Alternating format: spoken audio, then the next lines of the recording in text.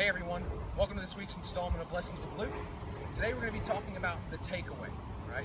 Specifically, what muscles we should be using in the takeaway and how it's going to affect the club face, okay? Very often, you'll see amateur players that start the golf swing with the arms, forearms. There'll be a lot of rotation in that aspect from the beginning of the golf swing. It feels like they're rotating their hips and shoulders, but really what they're relying on is just their arms and hands. So that's doing two things. It is minimizing their actual rotation with the hips and shoulders. And two, it's getting their club face to a position that is open. I'm exaggerating a bit here, but it's going to be a lot more open. And the more open we are at the top of the swing, the more we're going to have to try and shut that club face for impact. That's a lot of variables going on, okay? So a simple drill today is simply going to be taking the club back to about parallel, when it's parallel to the ground. And I'll drop the club down first.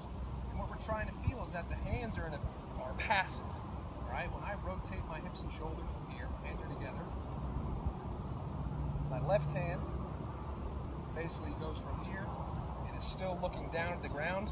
Right hand's looking up at the sky, right? There was no rolling or maneuvering of the wrists, forearms, there's no pronating, supinating.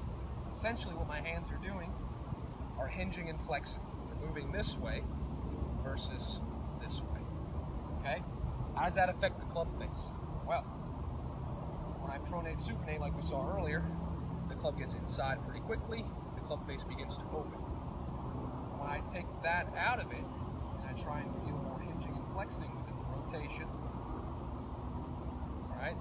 The club will stay a little bit more outside the hands, and the club position will actually now match more of my spine angle, which is actually a square club position, okay? This is going to do two things.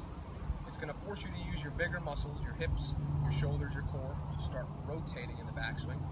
Number two, it's going to get your club face in a much squarer position, all right? The squarer we can be at the top, the easier it is for us to get back down to the ball, okay? Those are the two things we'll work on with this drill. It's a tough drill. It's a simple drill, but a tough drill. And you should do it slowly. Don't really hit balls with it at first. Just work on getting to that position, looking to see if you've done it correctly or not. Okay? If you have any questions about this drill, please come find me in the golf shop. I'd love to help you out with it. It's a great drill. Should definitely help you out with your awareness of where the club face is, and should start to help you realize which muscles should be used in the takeaway. All right? Thanks for watching, guys. Look forward to seeing you next week. Hail State.